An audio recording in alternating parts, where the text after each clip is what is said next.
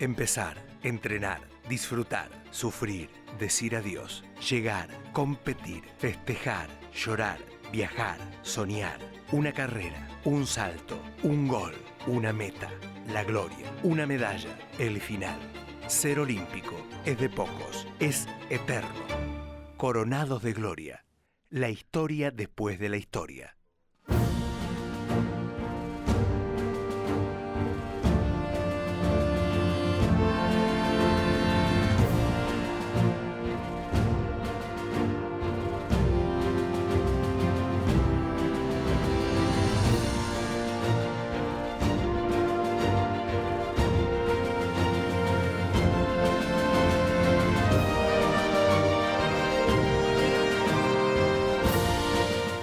¿Cómo les va? Bienvenidos a Coronados de Gloria, una charla más. En este caso, en el capítulo de hoy, Hugo Verástegui. Será un placer recibirlo a Hugo.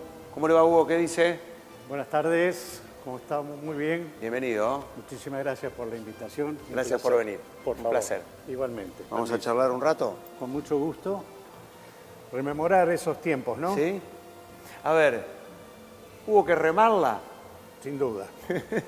Sin duda. Bueno, yo comencé muy de joven remando porque socio del Club Regatas de toda la vida y remaba en bote de paseo por diversión nada más. Y en una oportunidad, una regata que organizó la prefectura ahí en la estación fluvial, con mis otros dos compañeros me dijeron, vamos a animarnos a correr. Había que hacer un triángulo de 3.000 metros. Corrimos, ganamos. Después nos enteramos que los otros dos botes rivales eran remeros oficiales que estaban corriendo. ¡Opa! Cambió la mirada sobre la Por situación, supuesto. ¿no? Llegamos al club y entra Mario Robert, que era el entrenador en ese momento, de muchos años atrás también, y me dice, lo felicito, dice, ¿no quiere remar para la institución como oficial? Me encantaría. Dice, bueno, y ahí me enganché. Durante prácticamente 18 años ininterrumpidos. Dejé 2 días y explico por qué. Debe haber sido una situación muy especial. Demasiado. ¿No? Habíamos ido a correr un sudamericano a Río de Janeiro en abril y 40 grados a la sombra. Ganamos, obviamente. Yo cuento todo lo que gané. Está bien. Nosotros Nosotros lo metemos bajo la mesa, no hay problema. Y resulta que cuando llegamos es 6 a 4 grados bajo cero. Y no había mangas en esa oportunidad.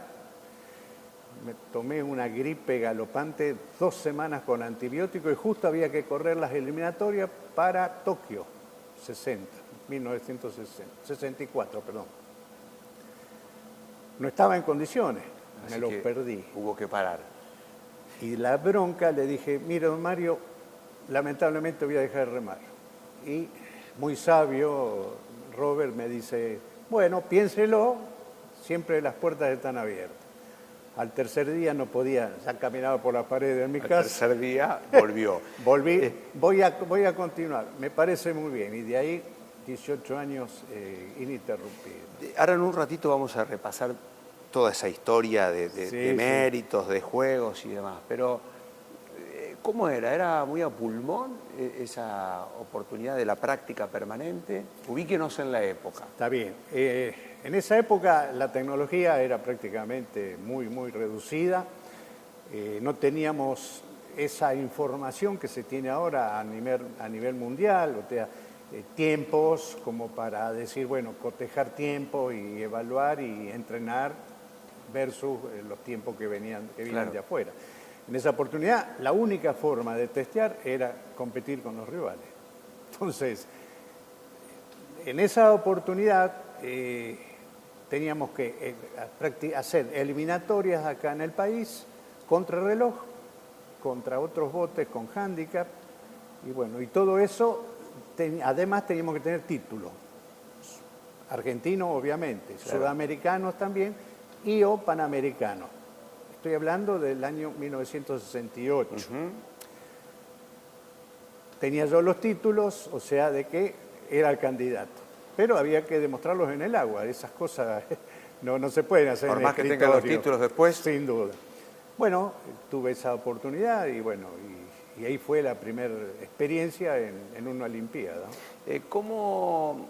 ¿Usted recuerda alguna vinculación más allá de la que tuvo así de manera directa, como dijo ese día que apareció y dijo, bueno, empezamos a correr con el agua? Sí, siempre me gustó. ¿Su familia lo hacía? No, mi familia no, siempre estuvieron un poco alejados de ese tipo de actividad. Yo solo por ser casi vecino de regatas, claro. Entonces me gustó y tan así que tenía cruces del Paraná en varias oportunidades, íbamos a hacer camping a la isla, o sea que una vida muy tipo lógica de gustarle a uno el agua y todo lo que es silvestre y todas esas cosas, ¿no? ¿Cómo fue ensamblando aquello de... porque una cosa es remar solo y la otra instancia es la de remar en equipo. Claro. Digo, ¿no? Alguna vez escuchaba esto de esa dificultad de la sincronización para llegar a destino, al objetivo opuesto. ¿Cómo ha sido en su caso? En el caso del sistema de entrenamiento que había en el club era entrenar todos en single, o sea, en un simple par de a uno. Tan es así que yo cuando terminé los estudios empecé a trabajar y trabajaba en turnos rotativos. Entonces había días que salía a la mañana temprano cuando trabajaba de noche, había días que entrenaba... ¿A qué se dedicaba? Era empleado de una industria química. Ajá. En otra semana remaba de tarde porque trabajaba de mañana y cuando trabajaba de noche llegaba al club a las 7 de la mañana y ya cuando formábamos algún bote me estaban esperando los otros tripulantes en el agua, esperando en el pontón. Llegaba yo y salíamos a remar. Volvíamos, ellos quedaban a hacer complemento y yo me iba a dormir un rato hasta el mediodía. Almorzaba, dormía un rato a la siesta y iba a hacer el complemento así, medio... Pero todas las semanas cambiaba. Ajá. Yo creo que eso tenía mucho más valor, porque era un desafío permanentemente. Me cambiaban todas las condiciones todas las semanas. Sí, a usted lo preparó casi hasta para la sorpresa, ¿no? En otra instancia que iba a venir después. Totalmente. Por eso yo siempre decía de que los resultados servían para mejorar. Si me llegaba en una regata salir mal por alguna causa y perdía, menos mal que las pérdidas fueron muy pocas, bueno, me servía para decir, bueno, fallamos en estas condiciones, reforcemos eso y no claudiquemos, sigamos para adelante. Voy a ese camino de comienzo y después de empezar a ponerse objetivos cada vez más importantes por delante, a medida que iba probándose, que iba compitiendo. ¿Cómo se enteraban? Está bien, en el mano a mano apenas se encontraban con el resto de los competidores, pero si no, ¿cómo se iban enterando de cuáles eran las referencias, quién era el bueno, a quién tenía que superar? Quizás en los primeros viajes que hacía al exterior, siempre mi lógica era buscar gente, hacer amistad del ambiente como para que ellos me pasaran datos. Claro, para tener una referencia Exacto, directa. Le decía, bueno, Noruega, ¿cómo anda? En 4con, pasame los tiempos, una cosa así, ¿no? Por carta, ojo, Sí, nada, sí. Nada de, a veces telefonía, pero muy rara vez. Muy poca. Claro. Y bueno, y esas eran las pequeñas referencias que teníamos, y si no, era el factor sorpresa. Decía, bueno, ir a una olimpiada, empezar las eliminatorias, y ahí decíamos, bueno, en la primera hit decíamos, bueno, pusimos tanto tiempo y la otra serie pusieron un poquito más o un poquito menos. Entonces, bueno, para la semifinal tenemos que estar mejor. Y así, sobre la marcha, íbamos preparándonos, ¿no? Qué momento, ¿no? Hoy, a esta altura, digo, pisar el Museo del Deporte santafesino, dar un par de pasos y encontrar nada más y nada menos que esa referencia de lo que ha sido para todos los argentinos, ¿no? El remo de Midi, por ejemplo. Sin duda. Bueno, de Midi, le cuento una pequeña anécdota. De Midi siempre, cuando íbamos afuera, buscaba compartir la habitación conmigo porque quizás era el único que... Porque De Midi tenía un carácter muy especial. Sí.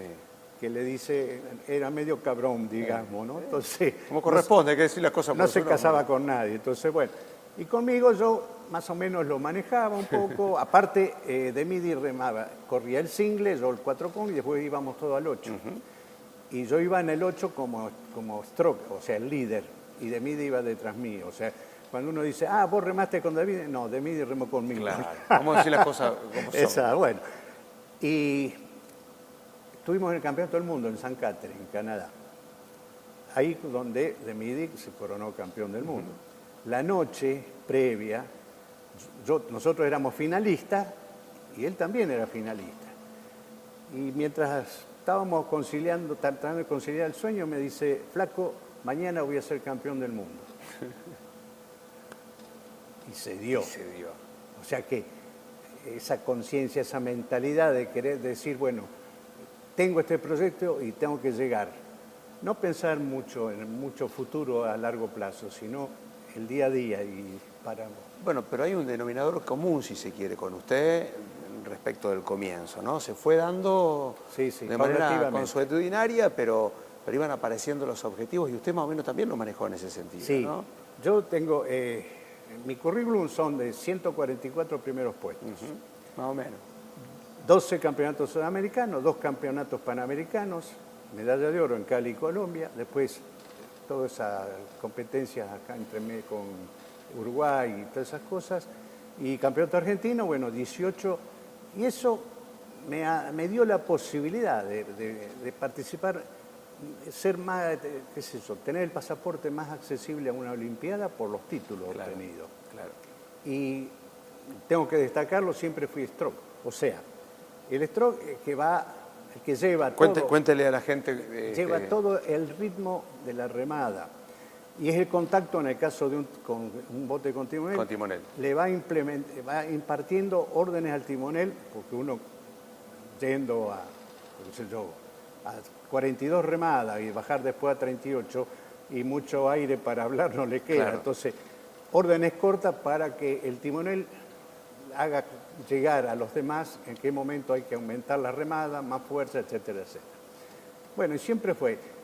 Robert eligió a De Midi porque vio su perfil como singlista. Y en mi caso, bueno, me vio el perfil como stroke.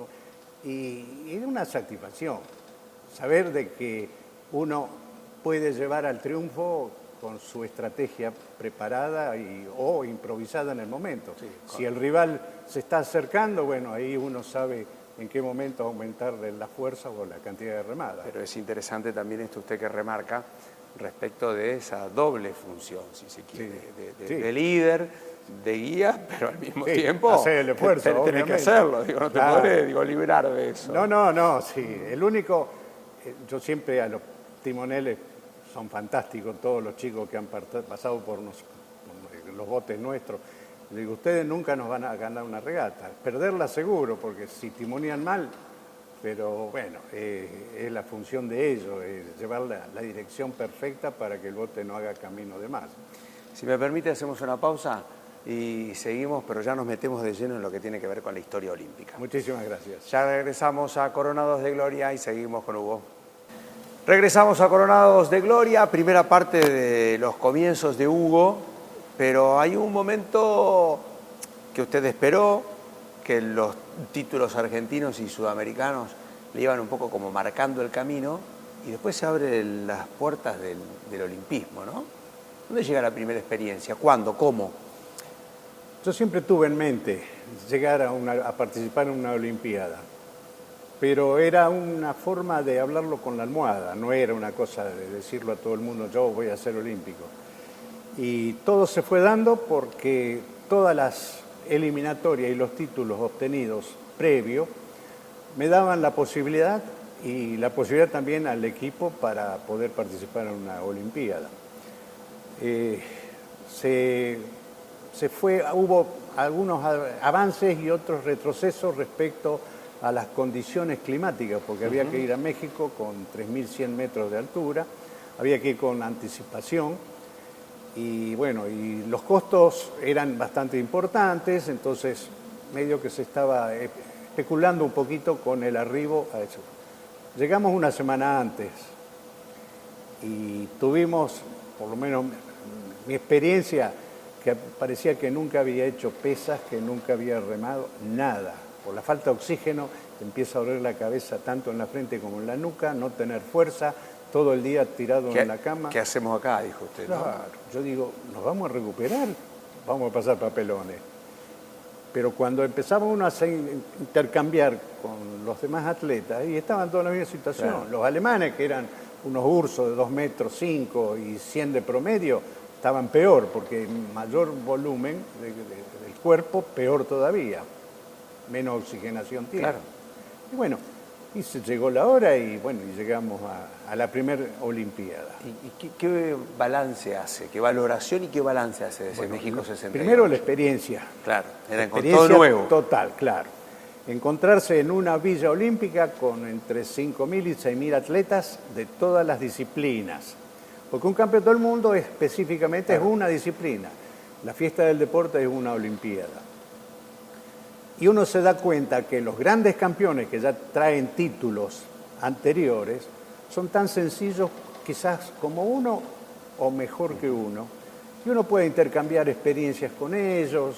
La verdad que es un placer compartir todo eso. Y bueno, y esa experiencia, bueno, tuvimos una performance bastante importante porque ganamos la eliminatoria, salimos terceros en la semifinal y pasamos a la petit final y terminamos octavo, o sea, que con diploma, y eso también es bueno descartar. Sin duda. ¿Por qué? Porque muchas veces el ciudadano común dice, fueron a Olimpiadas y no consiguieron nada. ¿Y todo el camino? Pero el que fue a la Olimpiada fue el mejor del país en su Claro, especialidad, y eso hay que aclararlo. Porque Y si aparte no, te topás con los mejores de todo el mundo. Exacto. Que están preparándose igual y con otros beneficios que no teníamos nosotros. Rusia, Por para ejemplo, poner un ejemplo, eran oficiales del ejército y nunca se habían puesto el uniforme. Cobraban como oficiales del ejército, pero se dedicaban pura y exclusivamente al deporte. Entonces, ellos podían hacer el entrenamiento de alto rendimiento 3 jornadas en el día, tranquilamente, y uno trabajaba o estudiaba, más de 1, 2 a lo sumo. Entonces, había una diferencia. lo veo con algo en la mano porque más allá de México 68, después viene Múnich 72, Exacto. viene Montreal, y ahí vivió momentos muy especiales porque tuvo que portar la celeste y blanca, ¿no? Sí, yo siempre digo que el corolario de un atleta es llegar a una Olimpiada, pero además portar la bandera de nuestro país, de nuestra patria, y ante un público que están grupos así de argentinos y vivando a la Argentina y vamos a Argentina, el corazón se sale por las orejas, por la boca, por todos Eso lados. ni lo había soñado. Sin duda. Así Es como decir, alguna vez tenía ese bichito que le picaba respecto de quiero estar en un Juego Olímpico, esto ni lo había soñado. No, esto me superó totalmente, totalmente. Bueno, Múnich lamentablemente hubo ese problema de los terroristas y bueno, lo tuvimos que vivir muy de cerca y lamentablemente se suspendió por un día cuando hubo nosotros ya habíamos terminado de competir y con mucho criterio porque pensaban anularlo directamente. O sea, 4 años, 6.000 y pico atletas ya preparados para competir y se iba a suspender, iba a ser algo ilógico. Sin duda. Pero bueno, fue un día de duelo y al otro día continuaron las actividades. Y yo lo destaco esto.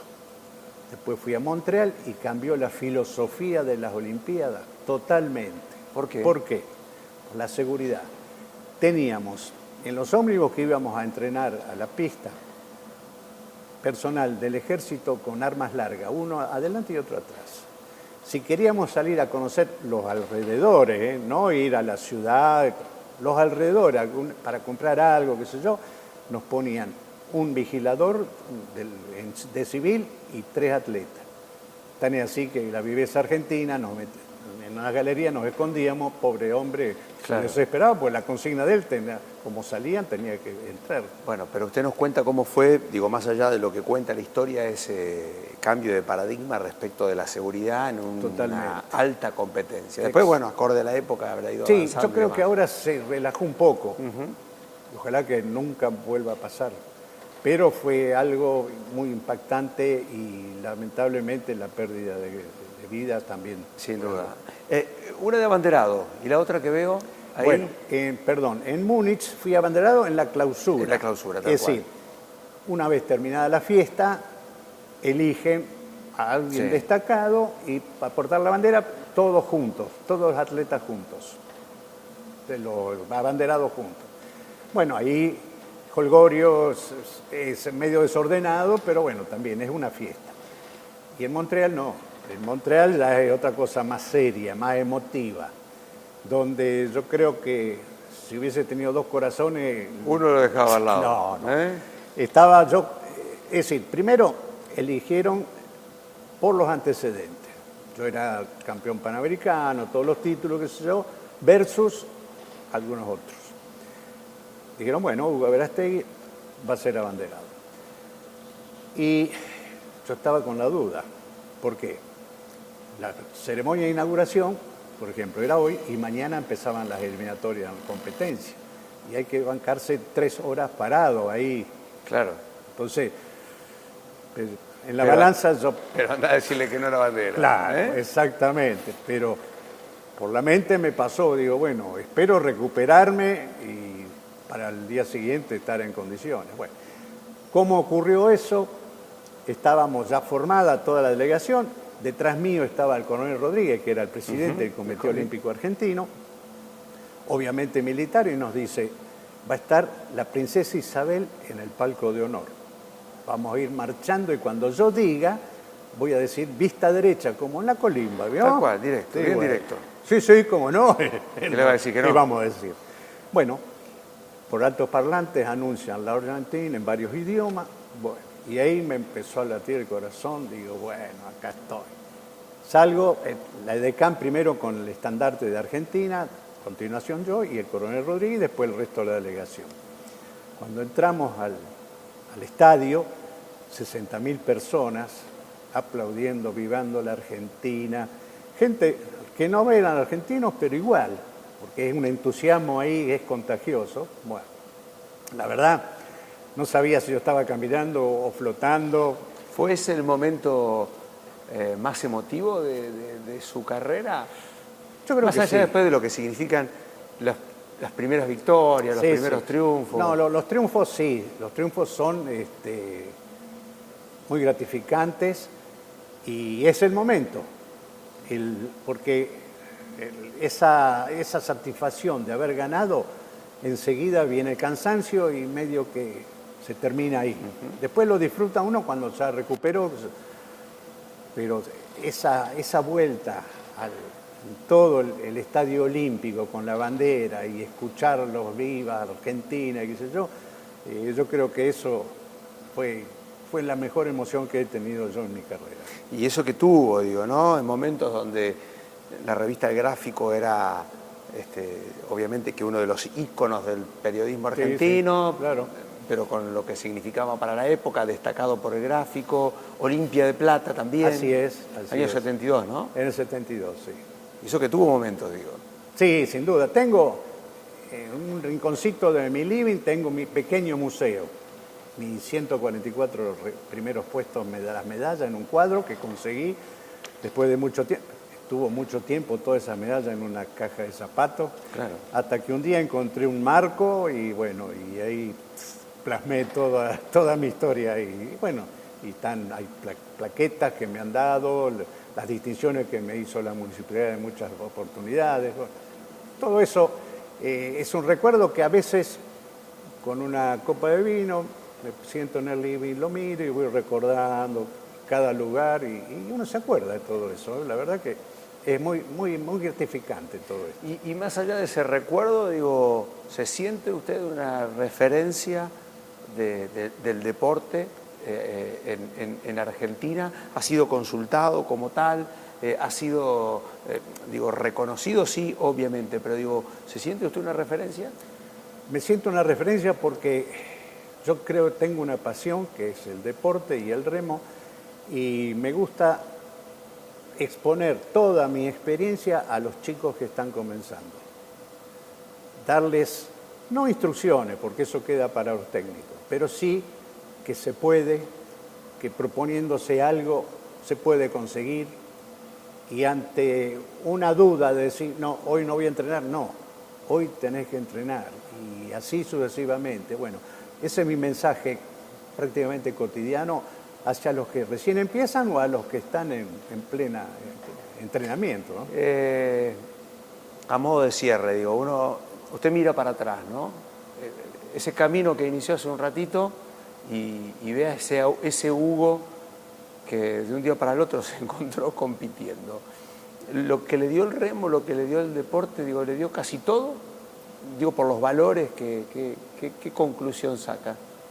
Hay dos cosas que yo podría haber lucrado con mi experiencia como entrenador, y no fue así. Tan es así de que lo he hecho muchas veces ad honor en el club para darle una mano cuando estaba ausente algún entrenador, qué sé yo. Creo que tengo el diálogo suficiente como para explicar lo que es entrenamiento, pero la satisfacción mía es que no tanto en el club, porque los clubes son medios reacios a valorar a un atleta olímpico, suponiendo, pero sí ex rivales. Ese reconocimiento. El reconocimiento. Gente de Buenos Aires, de Brasil, de Europa, para mi cumpleaños, para cualquier elemento que uno puede estar presente. Ah, Hugo, felicitaciones. Y no en el club quizás. En el club un grupo muy reducido. Pero bueno, así es la vida y no voy a estar yo golpeando puertas para decir, van a acelerar. Hugo, ha sido un gusto enorme. Gracias por ser un coronado de gloria que abre su historia para que la conozca todo el mundo. Agradezco mucho la participación acá, bueno, el coronado de gloria, y simplemente, insisto, el esfuerzo de los jóvenes, que se puede, y se puede mucho más de lo que yo he podido hacer. Hay que ponérselo en la cabeza de que esto tiene sus frutos en su momento y después lo disfrutan como lo estoy disfrutando yo a día a día. Y como empecé, había que remarla y hay que seguir remándola. Hugo Verástegui en Coronados de Gloria. Nos vemos pronto. Gracias por acompañarnos.